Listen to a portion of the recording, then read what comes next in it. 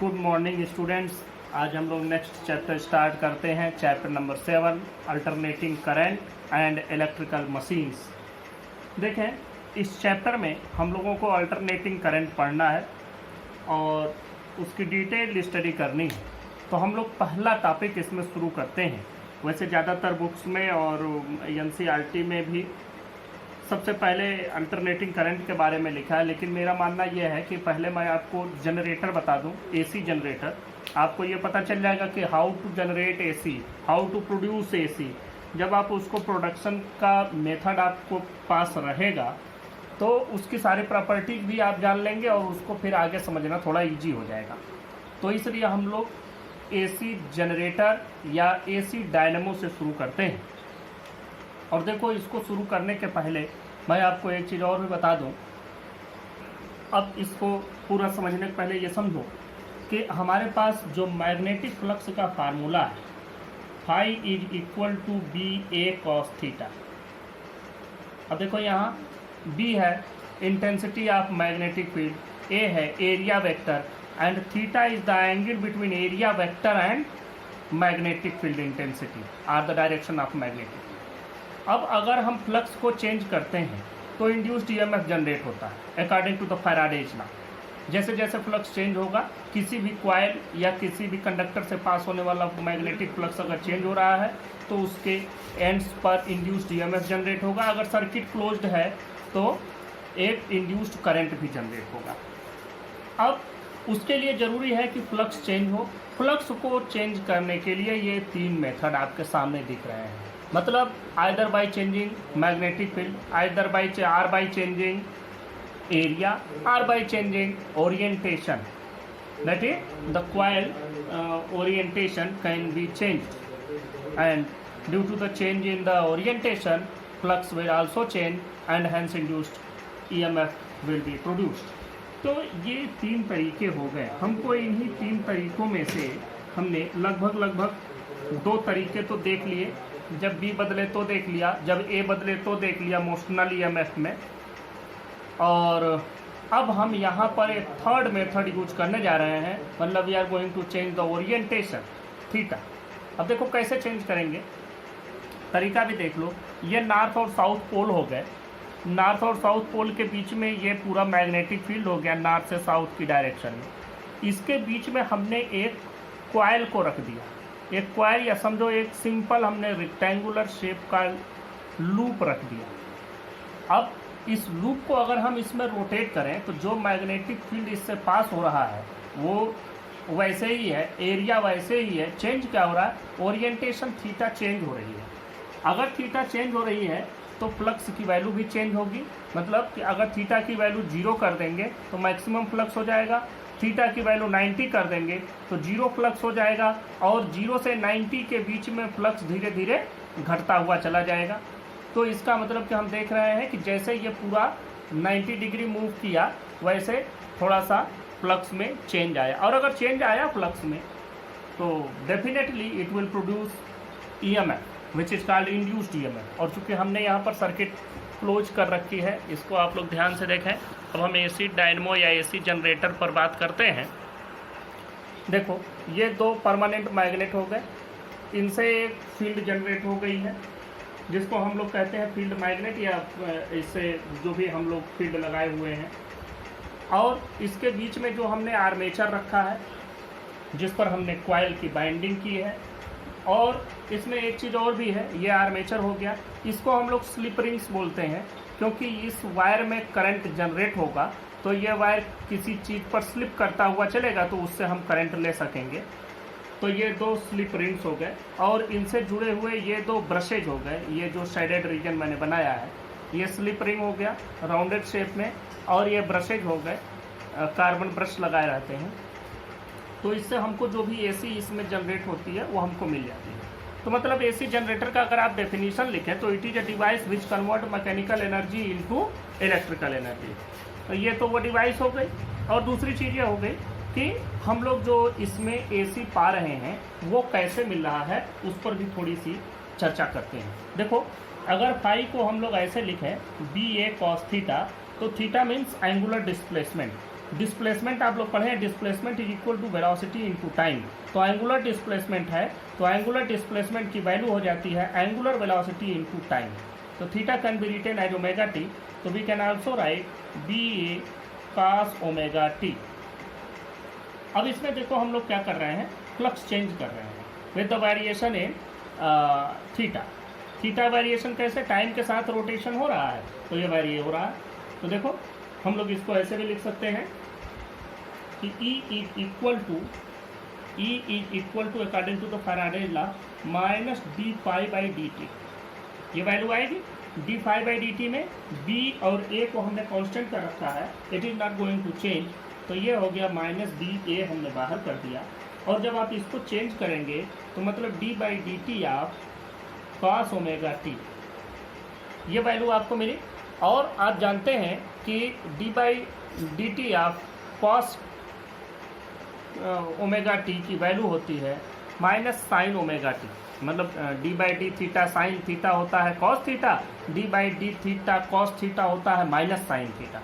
चूँकि यहाँ ओमेगा भी है तो इसलिए ओमेगा बाहर हो जाएगा, तो हमको पूरी जो वैल्यू मिलेगी वो वैल्यू मिलेगी, देखो E is equal to minus B A, और कास ओमेगा टी के लिए आपको क्या मिलेगा, minus omega sine omega t. अब ये माइनस माइनस से मल्टीप्लाई होकर के प्लस हो जाएगा, तो वैल्यू आपको मिलेगा B A omega sine omega t. ये ई की वैल्यू आ गई। देखो ये वैल्यू तो हमने कैलकुलेट कर लिया। अगर मान लो कि इसमें नंबर ऑफ टर्म्स, ये तो मैंने एक ही टर्म लिया है, अगर नंबर ऑफ टर्म्स n हो, if total number of terms is n, then this magnetic flux passing through n terms will be nba cos omega t, and in that condition there will be a number of terms also। तो यहाँ पर भी हमको मिलेगा nba, इसमें भी आपको n रहेगा, तो nba omega sine omega t। अब जरा सा इसमें एक बात को समझने की कोशिश करो कि जो n की वैल्यू है ये चेंज नहीं हो रही, b की वैल्यू चेंज नहीं हो रही, a चेंज नहीं हो रहा, ओमेगा चेंज नहीं हो रहा, सिर्फ टाइम वेरी कर रहा है। तो इसका मतलब इस पूरे को हम लोग एक कांस्टेंट मान सकते हैं, या आप ऐसे भी समझ सकते हैं इसको एक तरीके से कि यह अगर मैक्सिमम वैल्यू हमको पाना है तो मैक्सिमम वैल्यू तब होगा जबकि ये वैल्यू चेंज हो जाए, ये वैल्यू आपकी मैक्सिमम हो जाए। तो साइन ओमेगा टी की मैक्सिमम वैल्यू क्या होती है, +1। तो अगर हम मैक्सिमम वैल्यू की बात करें, E is maximum when sine omega t is equal to 1। अब इस केस में क्या हो गया, साइन ओमेगा टी की वैल्यू क्या हो गई, 1 हो गई। तो ई की वैल्यू कितनी हो जाएगी, ई की वैल्यू हो जाएगी एन बी ए ओमेगा। और इस पूरी वैल्यू को हम लोग एक अलग से नाम दे देते हैं ई नॉट, इसको हम लोग नाम दे देंगे ई नॉट। अब ई नॉट को हम लोग क्या कहेंगे, ई नॉट मैक्सिमम वैल्यू हो गई, पीक वैल्यू हो गई, मैक्सिमम वैल्यू या पीक वैल्यू हम लोग इसको कहते हैं। तो इसको ई नॉट से रिप्रेजेंट करेंगे, तो ई की टोटल वैल्यू कितनी हो गई, ई की वैल्यू हो गई ई नॉट साइन ओमेगा टी। यहाँ से आपको ये इक्वेशन मिलता है, जैसे जैसे टाइम वेरी करता है वैसे वैसे साइन की वैल्यू चेंज होती है और वैसे वैसे ई की वैल्यू भी चेंज होती है। अब इस बात को भी समझ लो कि ई की वैल्यू कैसे चेंज होती है। यहाँ से एक बार आप समझे रहेंगे तो फिर आगे लिखने में आसानी होगी। ये वैल्यू कैसे चेंज होगी इसको भी समझो कि ई की वैल्यू कैसे चेंज होगी। साइन ओमेगा टी की वैल्यू को बात करते हैं कि अगर ये वैल्यू जैसे चेंज हो रही है, मैं बता रहा हूँ आपको, यहाँ ओमेगा टी मतलब थीटा को चेंज होना है। अब देखो ये कैसे चेंज आता है, हम लोग एक ग्राफ भी साथ में बनाते चलते हैं। ये हम ग्राफ बना लेते हैं कि what will be the value of EMF. इसको हम इस ग्राफ पर ले लेते हैं, वाई एक्सिस पर ले लेते हैं, इस पर ई की वैल्यू ले लेते हैं, इस पर टाइम की वैल्यू ले लेते हैं। अब देखो यह आपके दो परमानेंट मैग्नेट हो गए और इनके बीच में आपने कोई एक कॉइल रखा है, आर्मेचर में रख के दिखाता हूँ आपको। मान लो कि इसको आपने ऐसे रखा है, इस पर ये वायर की बाइंडिंग इस डायरेक्शन में ऐसे है। अब देखो इसका एरिया वेक्टर किधर होगा, अपवर्ड डायरेक्शन में होगा। और यह अगर अपवर्ड डायरेक्शन में इस तरह से है तो ये परमानेंट मैग्नेटिक फील्ड जो बन रहा है यहाँ से यहाँ तक, मान लो ये नॉर्थ है ये साउथ है, तो तो नॉर्थ से साउथ की ओर मैग्नेटिक फील्ड बन रहा है और इस एरिया वेक्टर के साथ एंगल बना रहा है 90 डिग्री। फिर इसको जब रोटेट किया, थोड़ा सा ये घूमा, इस डायरेक्शन में आया, तब देखो यह ऐसे हो गया, इसका जो एरिया वेक्टर है इस डायरेक्शन में हो गया। अब यह जो मैग्नेटिक फील्ड है उस मैग्नेटिक फील्ड की डायरेक्शन में हो गया, मतलब अब मैग्नेटिक फील्ड और एरिया वेक्टर के बीच में एंगल हो गया 0 डिग्री। फिर यह ऐसे घूम करके नीचे गया तो फिर से 90 डिग्री, फिर यह इधर आया 270, फिर ऊपर आ गया मतलब 360। इस तरह से ये एंगल चेंज हो रहा है। तो जब यह एंगल चेंज हो रहा है तो एक पूरे रोटेशन के दौरान हम देखते हैं कि 4 बार यह एंगल चेंज होता है। अब सुनो, जब टाइम इक्वल टू 0 था, हम यहाँ पर टाइम मान लिए एक समय 0, ये टाइम पर 0 टाइम पर, जो 0 टाइम पर जब रोटेशन शुरू हो रहा था उस समय, तो ई की वैल्यू क्या हो जाएगी, ई की वैल्यू हो जाएगी यहाँ साइन 0, मतलब ई नॉट साइन 0 मतलब पूरा 0। ये वैल्यू हमको ई की वैल्यू मिली 0। अब जब इसकी वैल्यू 90 डिग्री हुई तो ई की वैल्यू क्या हो जाएगी, ई नॉट साइन ओमेगा टी। अब ओमेगा टी की वैल्यू कितनी हो गई, 90 डिग्री। और ये 90 डिग्री कैसे हुआ है इसको भी समझ लो। हम ओमेगा टी को यहाँ करके आपको बता रहे हैं। देखो ओमेगा टी की वैल्यू हो जाएगी, हम लोग लेते हैं ओमेगा को मान सकते हैं 2 पाई बाई कैपिटल टी, और इसकी वैल्यू को हम मान सकते हैं, टी की वैल्यू को मान सकते हैं, क्योंकि ये पूरे रोटेशन का 1/4 है, 1/4 है, तो हम इसको मान सकते हैं t/4। तो अगर आप t/4 मानेंगे तो t से t कैंसिल, बचेगा π/2। π/2 मीन्स 90 डिग्री, और इस समय इसकी वैल्यू हो जाएगी 1 और वैल्यू पाएंगे आप ई नॉट। तो जब यह t/4 पर पहुंचा तो हमको ये वैल्यू बढ़ते चली गई, 90 डिग्री पर मैक्सिमम वैल्यू मिली। अब हम फिर से इसकी वैल्यू को बढ़ाते जा रहे हैं। अब हम इसको क्या करते हैं कि इसकी वैल्यू को थोड़ा सा और बढ़ाते हैं, और एक साइड से, जैसे अभी यह हमारा ऐसे था, हम मान लो इस समय इस तरह के था और इससे हम 90 डिग्री पर आए। अब 90 डिग्री से हम लोग इधर की ओर चलते हैं, तब क्या हो जाएगा, फील्ड लाइंस इधर की ओर है और एरिया वेक्टर इधर, मतलब 180 डिग्री का एंगल बना। तो अब इस समय ई की वैल्यू कितनी हो गई, ई नॉट साइन 180। साइन 0 की भी वैल्यू 0 होती है, साइन 180 की भी वैल्यू 0 होती है, तो यहाँ पर हमको फिर से 0 मिल गया। मतलब कि 90 डिग्री पर मैक्सिमम है और फिर घट करके 180 तक ग्रेजुअली डिक्रीज होगा, और डिक्रीज होते होते 180 पर इसको मिल गया फिर से 0। तो ये था t/4 की वैल्यू। यहाँ पर वैल्यू है t/2 की, मतलब पूरा एक रोटेशन का आधा पर हम पहुंच चुके हैं। मतलब जब हमने रोटेशन शुरू किया था, हम मान लो कि यहाँ से ऐसे रोटेशन शुरू किए थे इस डायरेक्शन में, जब इनके बीच में एंगल 0 डिग्री था, फिर हम यहाँ गए, ये हो गया 1/4, यहाँ पहुँचे हाफ, अब यहाँ पहुँचेंगे 3/4, और फिर जब हम इसी जगह पर आ जाएंगे तो 1 कंप्लीट रोटेशन हो जाएगा। तो अब हम बात करते हैं 270 डिग्री की। तो E equal to E naught sine 270 degree पर यह वैल्यू हो जाती है -1। -1 का मतलब कि ये आपका दूसरे डायरेक्शन में आ जाएगा। यहाँ पर तो आपको ई नॉट मिला है, ये ई नॉट हो गया, यहाँ पर 0 था, यहाँ पर फिर से 0 मिल गया, और फिर से आप जब इसको बढ़ाते गए दूसरे डायरेक्शन में, तो दूसरे डायरेक्शन में ये बढ़ करके वापस हो गया -E0। यहाँ से ये वैल्यू वापस हो गई -E0। तो यहाँ से इसकी वैल्यू -1 होगी, तो -1 से मल्टीप्लाई होकर -E0 हो गया। फिर से जब आप इसको 360 करेंगे तो E equal to E0 sign 360, और ये वैल्यू हो जाएगी अगेन 0। तो यहाँ पर जब हम जाएंगे तो वापस 0 पर पहुँच जाएंगे, और ये वैल्यू है 3t/4 and this value is and पूरा t। अब जैसे जैसे टाइम की वैल्यू चेंज किया है, टाइम की वैल्यू यहाँ पर क्या लिया था, t इक्वल टू 0, यहाँ पर क्या लिया, t is equal to t/4, यहाँ लिया t is equal to t/2, और यहाँ लिया t is equal to 3t/4, और यहाँ पर लिया t is equal to entire complete t। तो इस तरह से जैसे जैसे ये t की वैल्यू बदल रही है, वैसे वैसे जो EMF है ग्रेजुअली उसकी वैल्यू बढ़ रही है और ये पीरियडिकली इसकी वैल्यू चेंज हो रही है, रिवर्स हो रही है, एक बार इस डायरेक्शन में एक बार इस डायरेक्शन में। फिर इसके आगे बढ़ेंगे तो फिर से अब हम जीरो मान सकते हैं और जीरो से फिर आगे, ऐसे ही आपका पूरा यही AC है। मतलब कि जो AC की वैल्यू है कंटिन्यूअसली वैरी हो रही है और जो इसकी डायरेक्शन है ये अल्टरनेटिंग वोल्टेज की, उस वोल्टेज की डायरेक्शन पीरियडिकली रिवर्स हो रही है। मतलब एक बार इस डायरेक्शन में दूसरी बार इस डायरेक्शन में, वैल्यू कंटिन्यूअसली वैरी कर रही है, डायरेक्शन पीरियडिकली वैरी कर रही है। तो ये वैल्यू इसमें चेंज हो रहा है and this is the entire method to generate alternating current.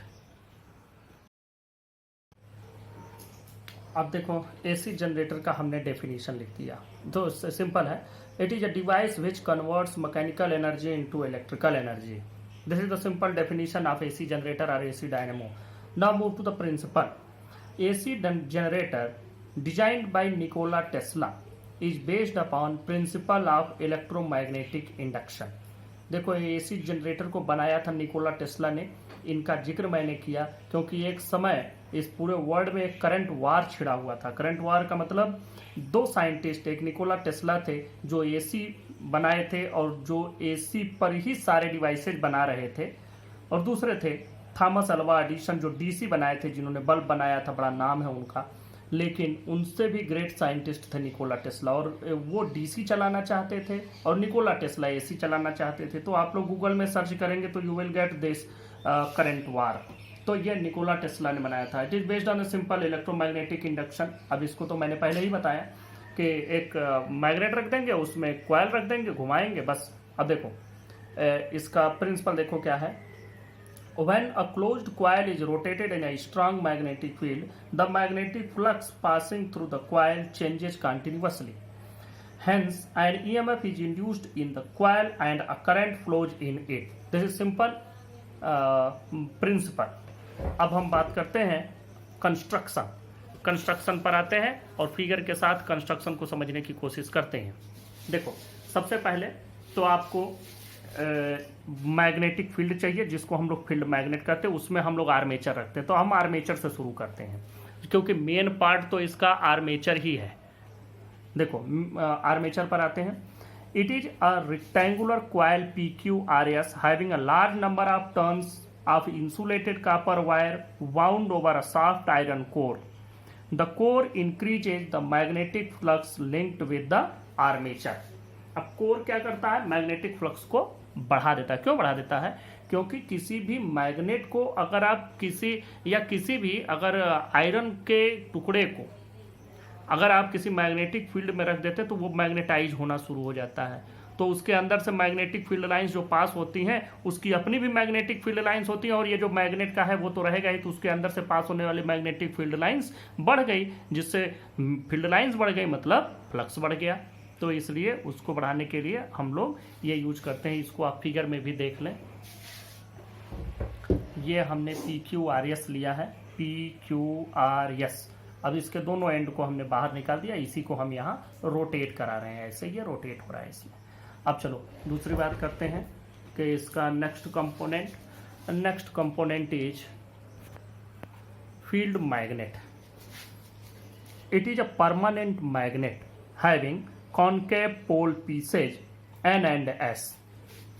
अब इसको भी देख लो। इसमें यहाँ पर ये हमारे कॉनकेव पोल पीसेज हो गए, ये दोनों ऐसे लगे हुए हैं, इस तरह से थोड़ा सा ऐसे रहते हैं, या आप ऐसे मान सकते हैं। इनके बीच में ये पूरा आर्मेचर रखा रहता है। तो ये हो गए दो कॉनकेव पोल पीसेज। अब तीसरे चीज पर आते हैं, इसको कहते हैं स्लिप रिंग्स। देखो the two ends of the armature coil, जो आर्मेचर कॉइल से दोनों एंड्स निकल रहे हैं वो कहाँ कनेक्टेड होते हैं, वो स्लिप रिंग से connected. The two ends of the armature coil PQRS are connected to the two coaxial copper or brass rings R1 and R2 called slip rings. These rings rotate with the rotation of armature coil about the same axis of rotation. देखो यह दोनों R1 and R2, जैसे इसमें से current इसको बनाना है, इसी में करंट जनरेट होना है इन्हीं दो वायर पर, तो ये दोनों वायर तो इस आर्मेचर के साथ घूम रहे हैं, तो इनको कहीं ना कहीं तो हमें किसी पर टच कराना ही है। तो जिन पर ये टच करते हुए रोटेट करता, नहीं तो आपस में तो लिपट जाएंगे। अगर हम इन्हीं से दोनों वायर लेकर के घर में चले आए तो जैसे घूमेगा वैसे तो लिपट जाएगा वायर। तो इसलिए इनको दो स्लिप रिंग्स पर हम लोग, स्लिप रिंग्स का मतलब उसी पर स्लिप करते हुए वह रोटेट होता है। तो जैसे ये रोटेट होता है उसी के साथ ये रिंग्स भी रोटेट होती है। इसी रिंग पर ये दोनों वायर आकर के लगे रहते हैं, इसीलिए इनको स्लिप रिंग बोला जाता है। और ये रिंग्स फिर स्लिप होती हैं किन पर, एक आगे ब्रश लगा होता है, ब्रश के बारे में अभी बता देंगे। ये बात समझ लो कि ये कॉइल आकर के इसी में कनेक्टेड होते हैं। ये दोनों जो रिंग्स हैं, ये रिंग्स कंसेंट्रिको एक्सियल होते हैं, एक ही एक्सिस पर होता है। और ये दोनों रिंग इस आर्मेचर के साथ साथ मूव करते हैं। एक रिंग पर एक वायर जुड़ा होता है, दूसरे रिंग पर दूसरा वायर जुड़ा होता है। अब आगे इसके ध्यान दो, ये स्लिप रिंग्स हो गया। तीसरा है, चौथा इसका last, this is brushes. These are the two carbon or graphite or flexible metallic rods which remain stationary, pressing against the slip rings R1 and R2. The brushes are connected to the external circuit in which current is to be supplied by the generator. इसको समझो। यह जो इनका नाम जो slip ring पड़ा है वो इसीलिए स्लिप रिंग पड़ा है क्योंकि ये रिंग्स स्लिप करती हैं। किस पर स्लिप करती हैं? इस ब्रश पर। और यह जो ब्रश है ये कार्बन का, ग्रेफाइट का या किसी फ्लेक्सिबल मेटेलिक रॉड का बना हुआ होता है। तो ये इस पर स्लिप करता हुआ रोटेट होगा और इसमें कंटिन्यूअस करंट मूव करता रहेगा। तो यह जो पूरा कॉइल है, कॉइल का एक सिरा एक रिंग पर कनेक्ट हो गया, वह रिंग भी कॉइल के साथ घूमेगी। दूसरा सिरा दूसरे रिंग पर कनेक्ट हो गया, वो भी उसी के साथ घूमेगी। और दोनों रिंग को एक स्प्रिंग लगा करके ये ब्रश से कनेक्ट किया जाता है और वो स्प्रिंग इनको दबाए रहता है। इसको हमेशा प्रेस किया जाए। थोड़ा सा भी अगर इसके बीच में गैप आ जाए या ये स्लिपिंग गड़बड़ा जाए तो करंट तो जनरेट होगी लेकिन बाहर के सर्किट में नहीं जाएगी, या बाहर के सर्किट में फ्लक्चुएशन होने लगेगा या स्पार्क होने लगेगा, इस तरह की घटना। इसलिए एक स्प्रिंग से कायदे से इन ब्रश को इस पर दबाया गया रहता है। तो इन्हीं ब्रश को बाहर के एक्सटर्नल सर्किट से कनेक्ट करते हैं जिसमें हमको इससे सप्लाई देनी है। ये हो गया पूरा construction of AC generator. Now we move to the working of AC generator. अब हम इसके वर्किंग की बात करते हैं। वर्किंग में आपको एक बात समझनी है कि जब भी हम मैग्नेटिक फील्ड में अगर हम इस कॉइल को रोटेट करेंगे, आर्मेचर को घुमाएंगे, तो आर्मेचर से पास होने वाला फ्लक्स लाइन चेंज होगा, इसमें ईएमएफ इंड्यूस हो जाएगा और इसमें क्लोज्ड सर्किट है तो इसमें करंट भी फ्लो होने लगेगा। अब बात करते हैं किस डायरेक्शन में कैसे है। मान लो कि किसी टाइम पर यह जो कॉइल रखा गया है मैग्नेटिक फील्ड में या मैग्नेटिक फील्ड में हॉरिजॉन्टल डायरेक्शन में ऐसा रखा हुआ है। अब देखो मैं आपको समझा रहा हूं, इसको ध्यान से समझने की कोशिश करो, प्रैक्टिकली समझने की कोशिश करो कि यह यहाँ पर हॉरिजॉन्टली ऐसे रखा हुआ है। आप इस तरह से मान सकते हैं कि यह कॉइल अगर है तो यह ऐसे रोटेट होगा, इस तरीके से ऐसे रोटेट होगा। हम इसको क्लॉकवाइज रोटेट कराते हैं। मैं आपको ये सारी चीजें पढ़ के अभी बता दूंगा, पहले आप ये समझें कि यह क्लॉकवाइज रोटेट हो रहा है इस तरीके से।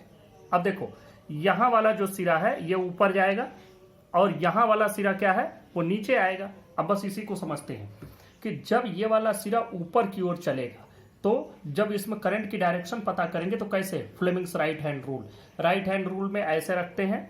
ये 4 फिंगर फील्ड की डायरेक्शन, थंब रिप्रेजेंट करता है direction of motion of conductor and the centre finger represent the direction of induced current. इसको ऐसे रख दो, इस पर सेम ऐसे ही।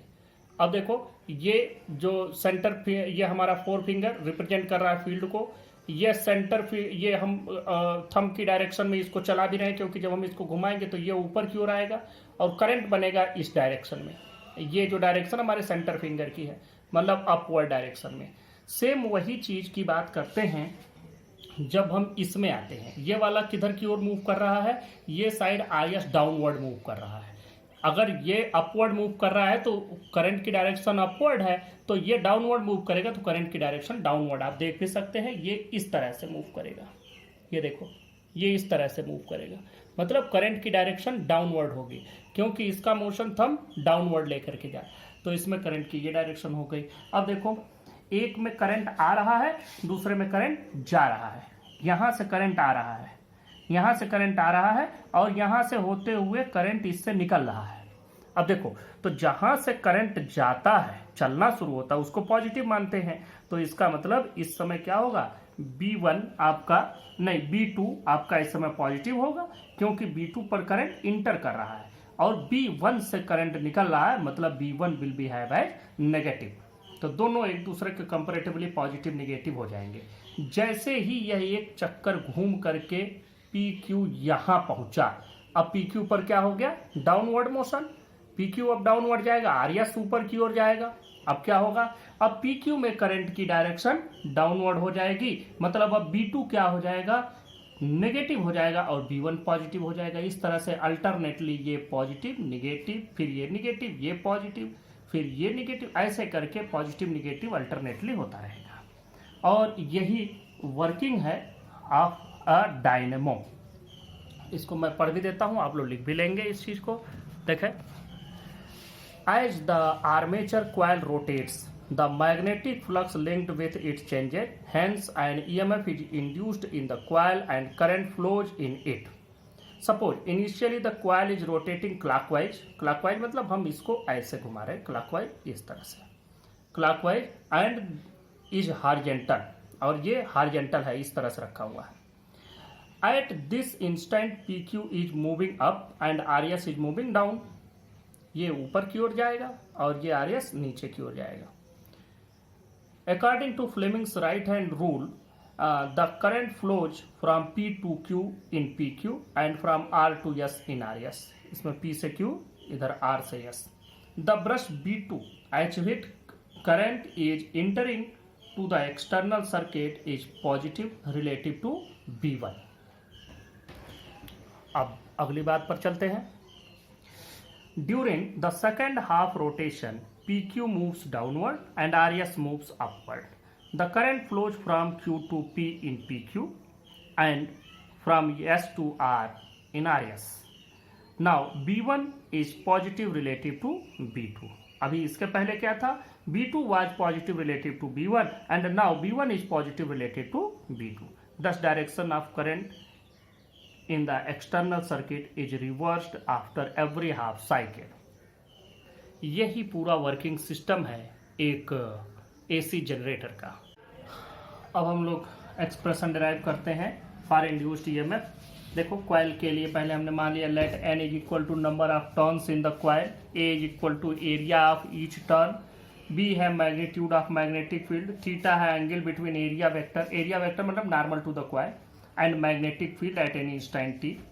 ओमेगा हमने ले लिया angular velocity with which coil rotates, और इसका मतलब ये हो गया कि हम लोग लिख सकते हैं जैसे displacement is equal to velocity into time लिखते हैं, उसी तरह angular displacement is equal to angular velocity into time. अब magnetic flux linked with each turn of the coil is, देखो इसकी वैल्यू हो जाएगी, हम लोग डायरेक्ट लिखते हैं B A cos omega T.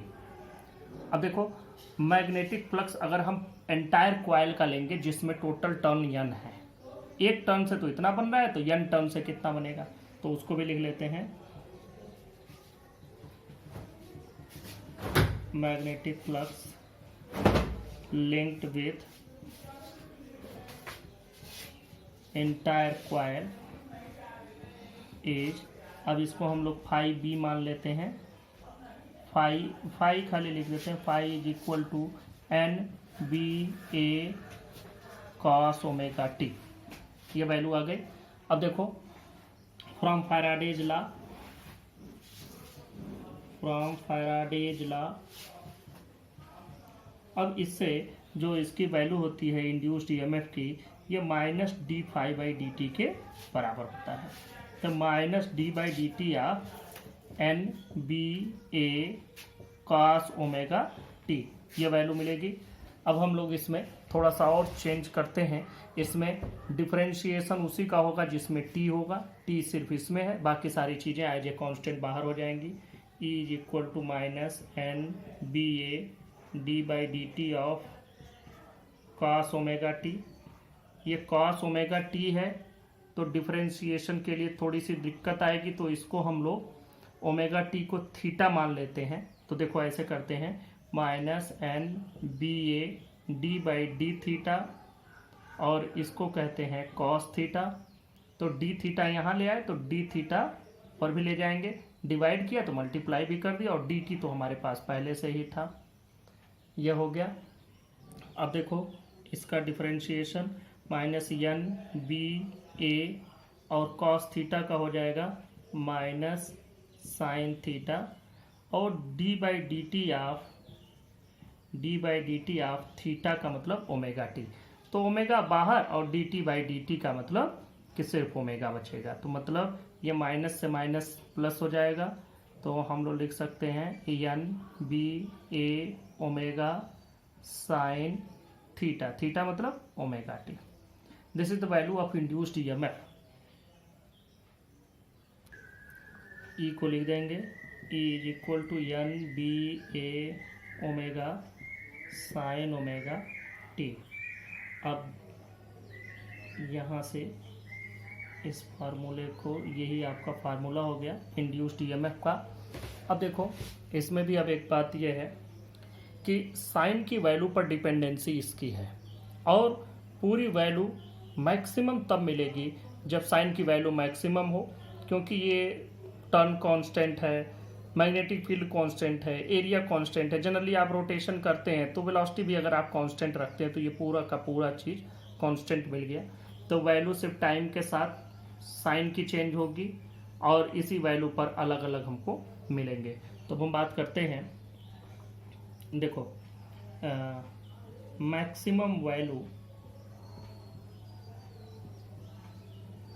Of sine omega t is equal to 1। तो अब इस केस में जो मैक्सिमम वैल्यू ऑफ ईएमएफ होगा उसको हम लोग ई नॉट से रिप्रेजेंट करते हैं। 10 मैक्सिमम ईएमएफ ई नॉट, इसको हम मैक्सिमम ईएमएफ कहते हैं। तो उस समय इसकी वैल्यू 1 हो जाएगी, तो बचेगा कितना, एन बी ए ओमेगा। तो E can be written as E naught sine omega t, where E naught equal to this. यहाँ देखो इसका मतलब हो गया कि ईएमएफ वेरी साइनोसाइडली, साइन के साथ चेंज हो रहा है, तो इसको हम बोलते हैं वेरी साइनोसाइडली। अब देखो यहाँ पर एक चीज़ है कि करंट की वैल्यू भी निकाल लेते हैं। If external load is equal to R, then I is equal to E by R. E की वैल्यू लिख दो, E naught sine omega t divided by R, और ई नॉट बाई आर को हम लोग कहेंगे आई नॉट। तो I can be written as I naught sine omega t, where I naught equal to E naught divided by R. ये value हमको मिल जाती है यहाँ से करंट की। यहाँ से हम ये भी लिख सकते हैं इनके कि ये साइनोसाइडल है। Thus, voltage and current both vary sinusoidally with time. अब हम लोग बात करते हैं 3 फेज एसी जनरेटर। इसको मल्टी फेज एसी जनरेटर भी कहते हैं। देखो इसमें कैसे काम करते हैं और 3 फेज एसी जनरेटर होता क्या है। अभी आपको हमने बताया कि ये हमारे पास एक आर्मेचर हो गया, इस पर हमने वायर की बाइंडिंग कर दी, ऐसे इस तरीके से 2 वायर बाहर निकाल लिया, और यहाँ मैग्नेट रख दिया, इसमें इसको रोटेट कराए, इसके दोनों एंड पर अल्टरनेटिंग ईएमएफ जनरेट हुआ, जिससे पूरे सर्किट में अल्टरनेटिंग करंट फ्लो होने लगा। इंड्यूस्ड ईएमएफ, इंड्यूस्ड करंट जो कि अल्टरनेटिंग है, चेंज हो रहा है। ये बात हो गई। अब मान लो कि इस पर हमने जो वायर की बाइंडिंग की है, एक फेरा हम ऐसे भी लपेट दें, इस तरह से तो है ही। अब एक ऐसे भी लपेट दें इस पर, जैसे कि ये इस पर है और इसी पर एक हम और बाइंडिंग कर दें, मान लो इस तरह से इसके ऊपर। ये देखो ये दूसरा बाइंडिंग हो गया। अब एक बाइंडिंग इसमें एक तरफ है, दूसरी बाइंडिंग दूसरे तरफ है। यहाँ से आप अगर ध्यान दें तो एक बाइंडिंग तो इसके इस पर है, दूसरी बाइंडिंग हमने इस पर कर दी। अब क्या होगा, हम लोग इसमें ऐसा अरेंजमेंट करते हैं कि दोनों का अपना अपना स्लिप रिंग और अपना ब्रश है। इसका अपना स्लिप रिंग ब्रश है और इस वाले का अपना स्लिप रिंग ब्रश है, और इन दोनों के बीच में देखो एंगल कितना बन रहा है, इन दोनों के बीच में एंगल बन रहा है आपका, इसका ऊपर की ओर है एरिया वेक्टर और इसका आपको मिल रहा है इस डायरेक्शन में। तो हम देख रहे हैं इस तरह से इन दोनों के बीच में 90 डिग्री का एंगल बन रहा है और ये रोटेट होते रहेंगे दोनों से। अब है क्या कि एक तो इसको तो रोटेट होना ही है, इस पर तो बाइंडिंग है ही, अब इसी पर हमने एक और फेरा लपेट दिया, उसमें भी कई राउंड बना दिए, तो अब हमको मिल गया 2 फेज का एसी जनरेटर। इसी तरह से अगर हम 3 फेज लपेट दें तो तीनों पर हमको मिलने लगेगा। तो इस तरह से जो 3 फेज जनरेटर होते हैं उनमें क्या होता है कि एक ही आर्मेचर पर 3 फेज में बाइंडिंग की रहती है। 3 फेज की बाइंडिंग कैसे होती है, देखो 120, जैसे 360 डिग्री का एंगल होता है तो उसमें 120 डिग्री का एंगल बनता है। जैसे देखो इन दोनों के बीच में एंगल बन गया 120 डिग्री का। एक नीचे इसके लगा दो इस तरह से, देखो इनके और इनके बीच में 120 का एंगल बना, और यहीं पर हम एक और भी ऐसे लगा दें, इस तरह से इस साइड में लगा दें ऐसे, तो ये तीनों के बीच में 360 डिग्री के एंगल को हमने डिवाइड कर दिया 120, 120, 120 में। तीनों पर हम फेरों को लपेट दें, नंबर ऑफ टर्न्स तीनों पर हो जाए, और जब ये घूमेगा तो तीनों घूमेंगे और तीनों में अलग अलग स्लिप रिंग हैं, तीनों के अलग अलग ब्रश हैं, तो तीनों से हमको एसी मिलेगा और उस एसी को हम कहेंगे 3 फेज एसी। तो थ्रू आउट वर्ल्ड जो एसी बनता है, एसी का जनरेशन होता है और एसी का जो डिस्ट्रीब्यूशन होता है, मतलब transmission and generation of electric power is only according to 3 phase. 3 phase में ही किया जाता है क्योंकि यही इकोनॉमिकली और यही कन्वीनियंट होता है। 3 फेज की वजह कोई ये सोचे कि इसी पर हम 6 फेज बना दें, 100 फेज बना दें, आप कितना भी बना सकते हैं, लेकिन आपको law of conservation of energy याद रखना चाहिए कि आप जितना देंगे उसको, जितना मैकेनिकल एनर्जी देंगे उसी हिसाब से इलेक्ट्रिकल एनर्जी बनेगी। तो वो सबसे ज़्यादा इकोनॉमिक और कन्वीनियंट 3 फेज ही होता है। 3 फेज से ज़्यादा बनाते हैं तो पावर कम मिलने लगती है। 3 फेज पर हमको बिल्कुल एग्जैक्ट अच्छी पावर ऑप्टिमाइज मिलता है, तो इसलिए हम लोग इसको यूज करते हैं। इसको कहा जाता है 3 phase AC generator, also known as multi phase AC generator. इसको लिखते हैं,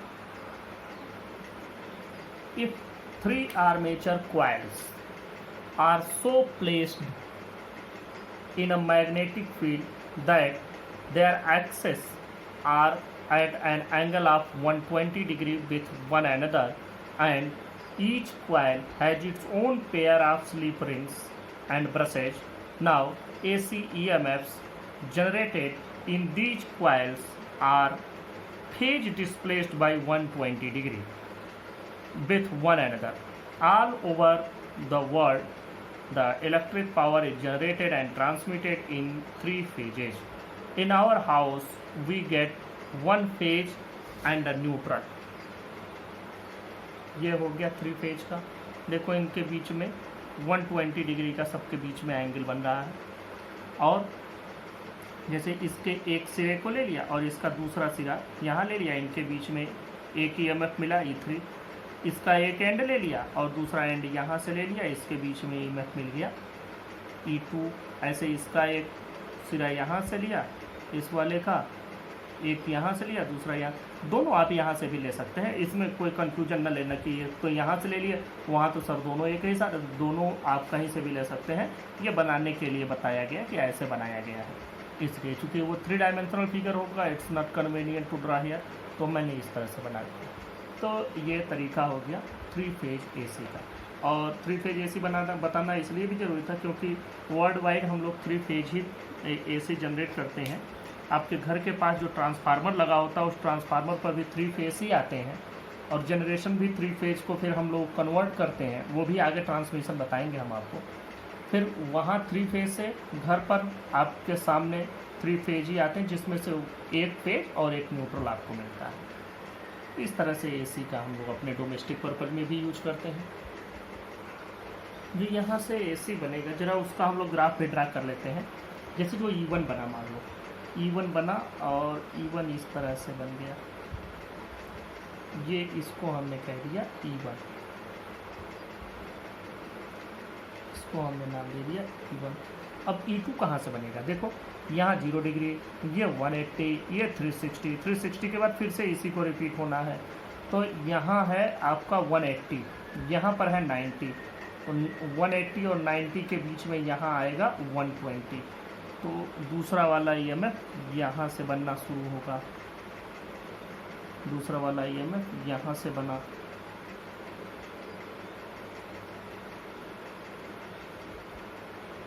अब अगले पर आ जाओ कि तीसरा वाला कहाँ से बनेगा?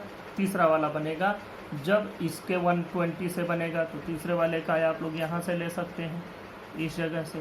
तो यहाँ से बनाओगे तो तीसरे वाले का बनेगा, ये आ गया आपका इसका।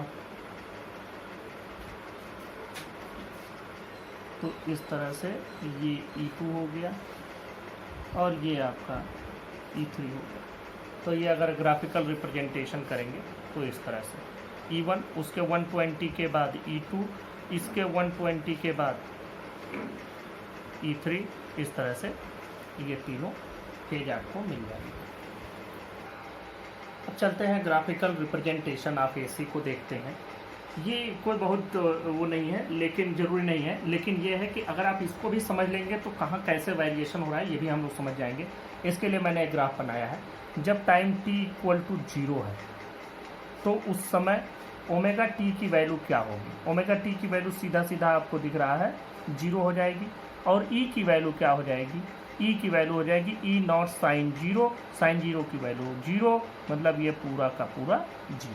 तो ये केस हम लिख सकते हैं number 1, when t = 0 imply omega t = 0 imply E is equal to E0 sin 0 मतलब 0। ये केस कौन सा था? केस भी देख लेते हैं। ये केस वो था कि जब मैग्नेटिक फील्ड इस डायरेक्शन में है और जो हमारा आर्मेचर है वो ऐसे इसमें है और उसका एरिया वेक्टर इस डायरेक्शन में है, मतलब ये इस तरीके से, और यहाँ पर ओमेगा टी की वैल्यू 0 है। इसका रोटेशन किधर से हो रहा है? इस तरीके से अब ये रोटेट हो रहा है। और किस वेलोसिटी से रोटेट हो रहा है? एंगुलर वेलोसिटी ओमेगा से अब ये रोटेट हो रहा है। अब हम चलते हैं केस 2 पर। देखें when t = t/4, तो यहाँ से ओमेगा टी की वैल्यू कितनी हो जाएगी? देखें when t = t/4 हुआ तो ओमेगा टी की वैल्यू हुई 2π/t × t/4, मतलब t से t कैंसिल, π/2। और E की वैल्यू क्या हुई? E0 sin π/2, मतलब E0। ये केस कौन सा था? B तो अभी भी ऐसे ही रहा और साथ में यह घूम करके ऐसे हो गया। तो जो इसका एरिया वेक्टर था, अब ये एरिया वेक्टर इधर की ओर। This is case 2। Now move to the case 3, when t = t/2, यहाँ से ओमेगा टी क्या हो जाएगा? 2π/t × t/2, और इसका मतलब इसकी वैल्यू हो गई पाई। और E की वैल्यू हो जाएगी E0 sin π, sin π मीन्स 0। यहाँ भी हम लोग लिखते चलते हैं 0। तो ये केस कौन सा है? ये केस वो है कि ये B इस डायरेक्शन में है और ये घूम करके अब एरिया वेक्टर आ गया इस तरह। यह केस वो, अब समझे, ऐसे है मैग्नेट। मैग्नेट में जब हमने आर्मेचर को चलाना शुरू किया तो ऐसे मैग्नेट है, मतलब मैग्नेटिक फील्ड इस डायरेक्शन में ऐसे है और आर्मेचर इसमें पहले ऐसे था। ये कंडीशन थी। दूसरे कंडीशन में क्या किया? आर्मेचर घूम के ऐसे हुआ, तो ये कंडीशन है। तीसरे में ये घूम के इधर आया, मतलब ये तीसरी कंडीशन। फोर्थ पर चलते हैं। when E is equal to, अब 3t/4 करते हैं, 3t/4 मतलब ओमेगा टी की वैल्यू हो गई 2π/t इंटू t/3t/4। ये वैल्यू t से t कैंसिल, 2 से 2 कैंसिल, आएगा 3π/2। 3π/2 का मतलब होता है 270 degree. And in this case E is equal to E0 sine 3π/2। और यहाँ पर इसकी जो वैल्यू आती है वो -1 आती है, तो ये वैल्यू आती है -E0। केस देखो तीसरा, फोर्थ केस है, B इसी डायरेक्शन में है और A की डायरेक्शन इधर की होगी। यह हो गया fourth condition. Now we move to the fifth condition. When E is equal to T, मतलब ओमेगा टी की वैल्यू हो जाएगी 2π/t इंटू टी मतलब 2π, और इसका मतलब कि E is equal to E0 sine 2π, और साइन 2π की जो वैल्यू होती है वो अगेन 0 मिलती है।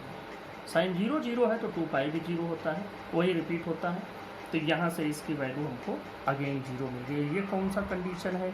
ये कंडीशन है कि जब 2π का एंगल हो गया, ये B तो हमारा इसी डायरेक्शन में था और A का डायरेक्शन भी यही हो गया। A मीन्स एरिया वेक्टर, हर जगह आप ये समझते रहिएगा, एरिया वेक्टर। तो ये 5 कंडीशंस हुए, इनको लिख लेते हैं। यहाँ पर देखो, ये पहला कंडीशन जब t इक्वल टू 0 था तो ये 0 मिला।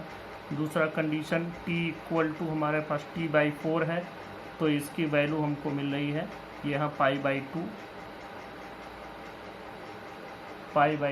और इसकी वैल्यू हमको मिली E0। जब t/2 लिया है तो वैल्यू मिल रहा है पाई और इसकी वैल्यू अगेन 0। 3t/4 पर वैल्यू मिल रही है हमको 3π/2 और यहाँ से हमको वैल्यू मिलती है -E0। और लास्ट कंडीशन में हमने कैलकुलेट किया है इसको 2π।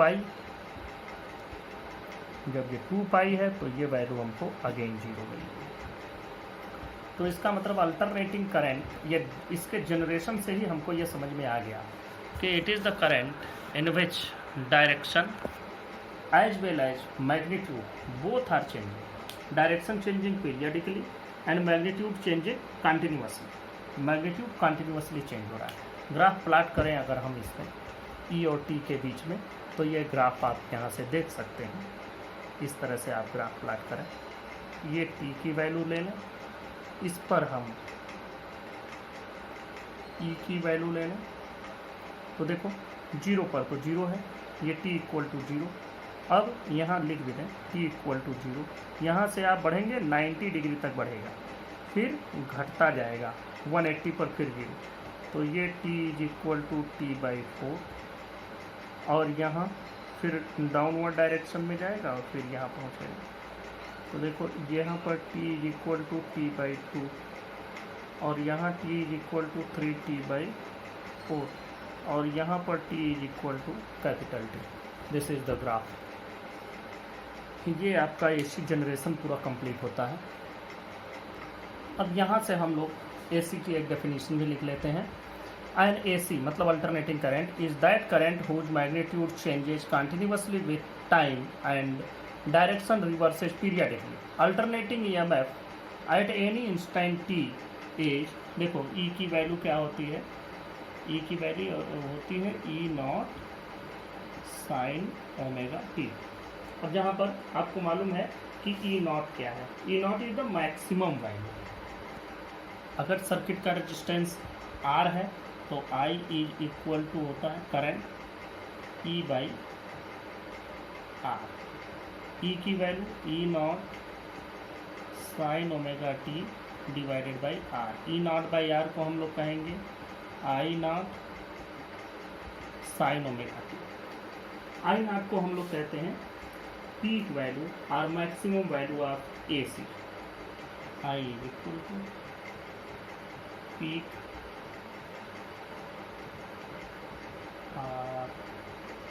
मैक्सिमम वैल्यू ऑफ AC, इसी को हम लोग करंट एम्पलीट्यूड भी कहते हैं।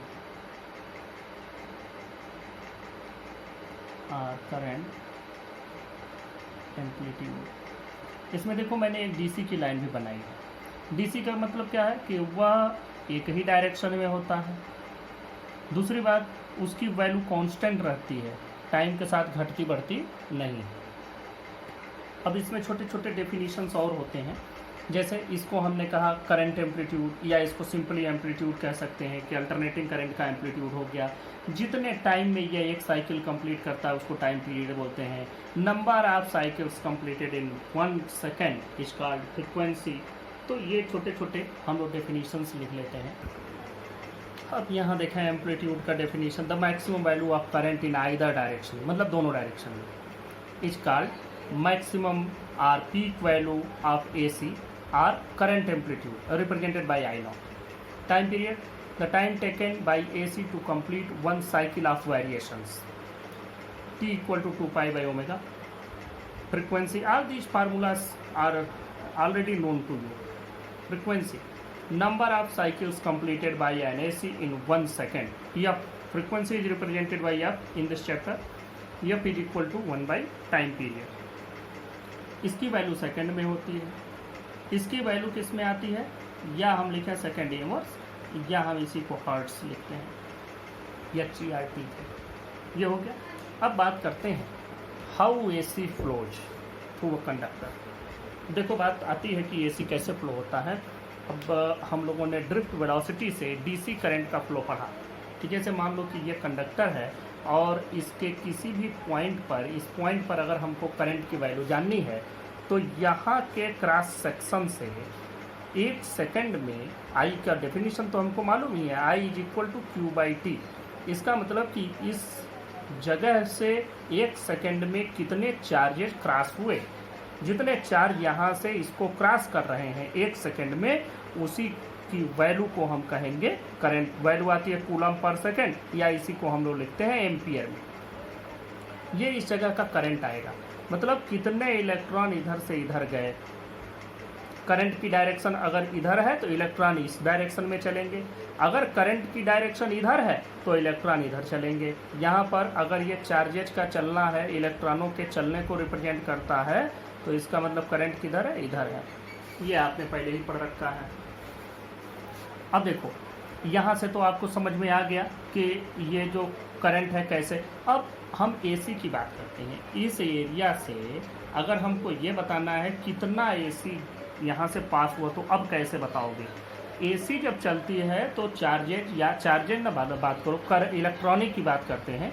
जब DC चलता है तो DC में तो जिधर करंट होता है, अगर करंट इधर है तो जो इलेक्ट्रॉन है वो इधर चलेंगे। ये DC के चलने का रूल है। जिस भी डायरेक्शन में करंट चलेगी उसके अपोजिट डायरेक्शन में इलेक्ट्रॉन चलते हैं। अब AC में चूँकि कभी भी जब कहीं भी करंट फ्लो होता है तो हमेशा इलेक्ट्रॉनों के फ्लो से ही करंट फ्लो होता है, पॉजिटिव चार्ज तो जनरली चलते नहीं हैं। अब हम लोग बात करते हैं AC में। AC में ये इलेक्ट्रॉन किधर जाएंगे। अब बात आती है कि AC तो दोनों डायरेक्शन में चल रहा है, पॉजिटिव भी जा रहा है, नेगेटिव भी जा रहा है। अब AC में अगर इलेक्ट्रॉन इधर जाएंगे तब तो करंट इधर जा रहा है, थोड़ी ही देर में फिर ये करंट और इलेक्ट्रॉनों की डायरेक्शन हो गई। थोड़ी ही देर में करंट की डायरेक्शन ऐसे हो जाती, तो इलेक्ट्रॉनों की डायरेक्शन किधर हो जाएगी, इस डायरेक्शन में हो जाएगी, इस डायरेक्शन में। देखो पहले करंट इधर जा रहा था तो इलेक्ट्रॉन इधर जा रहे थे। जैसे ही करंट की डायरेक्शन इस डायरेक्शन में हुई वैसे ही इलेक्ट्रॉन इधर हो गए, क्योंकि AC में तो करंट दोनों ही डायरेक्शन में चलता है, प्लस माइनस। और हम लोगों के यहाँ जो AC आती है वो तो 50 हर्ट्ज की आती है, मतलब 1 सेकेंड में 50 बार प्लस 50 बार माइनस होना ही होना है। तो फिर ये इलेक्ट्रॉन कैसे चलेंगे, तो इसका मतलब कि इलेक्ट्रॉन इधर से इधर जाएंगे, फिर इलेक्ट्रॉन इधर से इधर जाएंगे। तो फिर ऐसा कैसे होता है, ऐसा इसलिए होता है कि जब AC फ्लो होता है तो AC के फ्लो के दौरान इलेक्ट्रॉन कहीं जाते ही नहीं। DC के फ्लो में इलेक्ट्रॉन हमेशा निगेटिव टू पॉजिटिव चलते हैं, करंट पॉजिटिव टू निगेटिव माना जाता है। लेकिन AC के प्रोपेगेशन में, AC के चलने के दौरान इलेक्ट्रॉन अपनी जगह से कहीं नहीं जाते, बस इस क्रॉस सेक्शन से अगर आपको इलेक्ट्रॉनों को देखना है तो मान लो 4 इलेक्ट्रॉन है, तो ये 4 इलेक्ट्रॉन यहाँ से ऐसे क्रॉस करके गए, तो हमको लगा कि करंट इस डायरेक्शन में है। फिर यही 4 इलेक्ट्रॉन यहाँ पहुँचे हैं, अब यही 4 इलेक्ट्रॉन फिर इधर आए, तो जब इलेक्ट्रॉन इधर आएंगे तो आपको करंट इस डायरेक्शन में दिखेगा। फिर यही इलेक्ट्रॉन इधर आए, फिर यही इलेक्ट्रॉन इधर गए, तो इस क्रॉस सेक्शन से हमने क्या देखा कि इलेक्ट्रॉन यहाँ से कहीं जा नहीं, इलेक्ट्रॉन अपनी जगह पर है, बस ऐसे ऐसे एक ही जगह इस पर अपने ऑसिलेट करते हैं। तो इसका मतलब कि यह ऑसिलेटरी मोशन हो गया। ऑसिलेटरी मोशन में भी आपने पढ़ा है कि ये जब भी कोई simple harmonic motion oscillatory motion होता है तो this motion always has a acceleration, it has an acceleration. इसका मतलब कि यह मोशन जो है एक्सीलरेटेड मोशन है।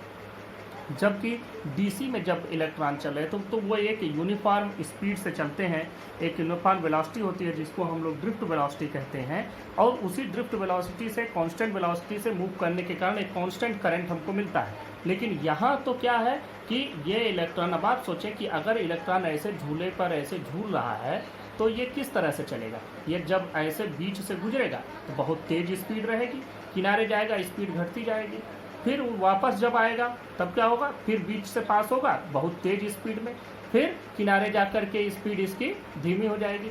ऐसे करके इलेक्ट्रॉन झूले का जैसे मोशन होता है उसी तरीके से होता है। तो एसी भी कैसा है, एसी भी देखो इसी तरीके से है।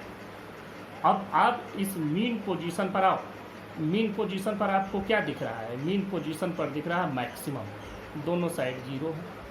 मीन पोजीशन पर दूसरे साइड में मीन पोजीशन पर मैक्सिमम, दोनों साइड में 0 है। तो इस तरीके से हम देखते हैं कि जब मीन पोजीशन से पास होता है इलेक्ट्रॉन तो हमको मैक्सिमम वैल्यू मिलती है, और उसके दोनों किनारों पर 0 0 मिलता है एक डायरेक्शन में, वही दूसरे डायरेक्शन में भी ऐसे ही होता है। तो इस तरह से बहुत सारे बच्चे वाइवा देने के दौरान उनसे पूछा जाता है कि एसी चलती है तो इलेक्ट्रॉन किधर से किधर चलते हैं, तो फिर वो कंफ्यूज हो जाते हैं क्योंकि उसमें तो प्लस माइनस है ही नहीं, और प्लस माइनस तो एक साथ चल रहे हैं।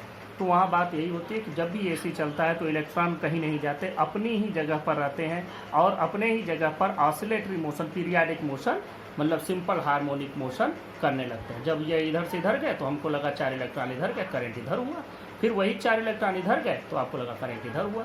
तो इस तरह से इलेक्ट्रॉन इसे मूव करते रहते हैं। और जो भी पीरियाडिक, जो इस तरह का सिंपल हार्मोनिक मोशन होता है, ये ऑसिलेटरी मोशन हमेशा एक्सेलरेटेड होता है, मतलब किनारे पर वेलोसिटी कम, बीच में वेलोसिटी ज़्यादा। तो इस तरह से एसी की वैल्यू भी घटती बढ़ती रहती है। यहाँ हमने लिख भी दिया the frequency of AC in India is 50 hertz. हम लोगों के घर में 50 हर्ट्ज की सप्लाई आती है। कुछ और भी कंट्रीज हैं जैसे यूएस में 60 हर्ट्ज की सप्लाई चलती है। तो अलग अलग जगहों पर अलग अलग फ्रिक्वेंसी यूज की जाती है। तो अब हम लोग लिख लेते हैं कि कैसे करंट फ्लो होता है एसी। देखें, during the flow of alternating current through a conductor the electrons oscillate about it's mean position.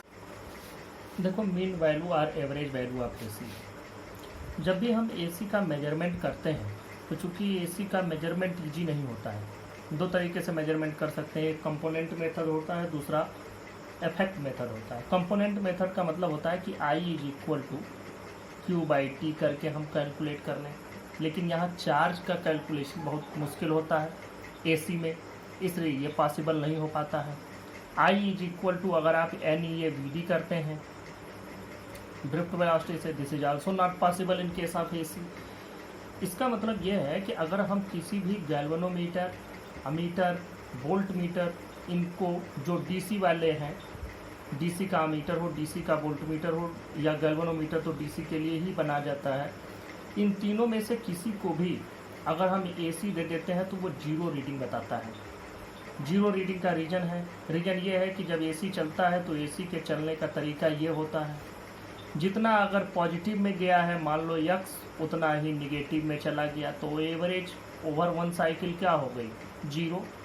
तो इसका मतलब एक पूरी साइकिल में इसका एवरेज वैल्यू 0 हो गया। इसका मतलब एक पूरी साइकिल के लिए हम लोग एवरेज वैल्यू नहीं कैलकुलेट कर सकते हैं। इसलिए हम लोग जब भी एसी की मीन या एवरेज वैल्यू कैलकुलेट करते हैं तो हाफ के लिए कैलकुलेट करते हैं कि जिससे हमको इस आधे के लिए मिल जाए।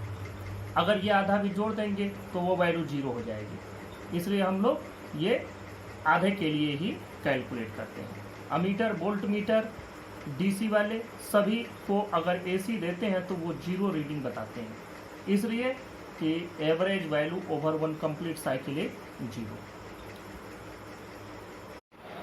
इसका मतलब कि जब हम एसी को मेजर करते हैं तो एसी को आधे साइकिल तक ही मेजर कर सकते हैं। पूरे साइकिल में मेजर करेंगे तो एवरेज वैल्यू हमको 0 मिल जाएगी, इसलिए हाफ साइकिल तक मेजर करते हैं। तो देखो एसी की जो एवरेज वैल्यू आती है वो क्या होती है, एवरेज वैल्यू हो जाएगी डीसी, वह डीसी जो कि दिए गए टाइम में उतना ही चार्ज भेजे, डीसी की वह वैल्यू जो दिए गए टाइम में उतना ही चार्ज भेजे जितना कि एसी ने अपने आधे साइकिल में भेजा, उसी को हम लोग कहेंगे मीन वैल्यू ऑफ एसी। फिर से एक बात समझ लो, एसी की वैल्यू हम लोग आधे साइकिल तक ही कैलकुलेट कर सकते हैं, क्योंकि अगर पूरे साइकिल के लिए एवरेज लेंगे तो जितना पॉजिटिव उतना ही निगेटिव, दोनों का जोड़ 0।